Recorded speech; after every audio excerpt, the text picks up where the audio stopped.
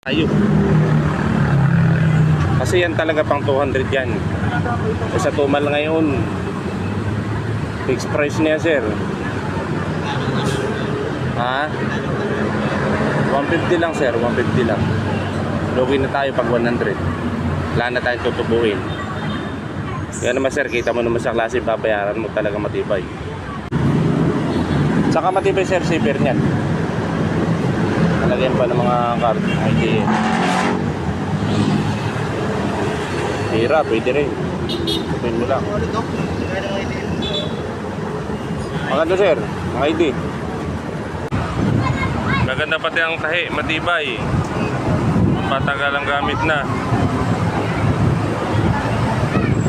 Ayan madam, maganda rin. May lagay ng mga card. Buksan mo madam.